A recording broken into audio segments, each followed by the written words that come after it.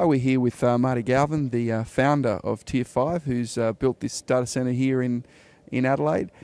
Marty, can you tell me, you've got one pod in here, which is actually behind the camera, but there's a bit of room for a bit more. How many pods could you fit in here, and how many servers would that equate to? We can fit here 22 fully equipped modular data centres, so they can be completely individually specified to customers. That amounts to around about 50,000 servers, or if we filled it with disk, about an exabyte of storage. Okay, and now each of these customers could potentially have their own entrance, their own man trap, their own physical security, yeah? Exactly. We call it a data centre park, so that people can drive along Data Centre Street, they can have their own branding, their own level of security, and then even their own level of redundancy. So that can be a Tier 2 facility, Tier 3 or even Tier 4 as they go down this big building. Okay, and can you tell me a little bit about what kind of access to power you've got on site?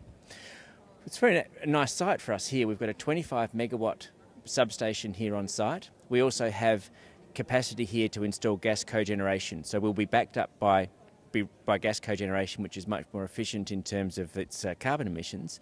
Then we'll also have emergency generators for the entire load as well. Okay, and can you tell me who are the kind of target customers for you guys?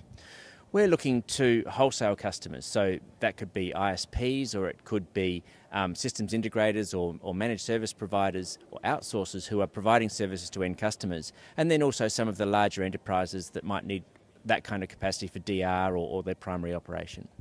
Can you also foresee this rolling out this kind of strategy in other capitals other than Adelaide? That's absolutely the plan. So we see that really across Australia there's a lot of cities that are under-provided for data centres, where the flexibility to build as you earn, build as the capacity requirement comes in, is a pretty handy thing. And also we're not setting our boundaries on the sea around Australia. We want to certainly go beyond and export this. Great. Well, thanks a lot, Marty, for your time. Thanks, Brett.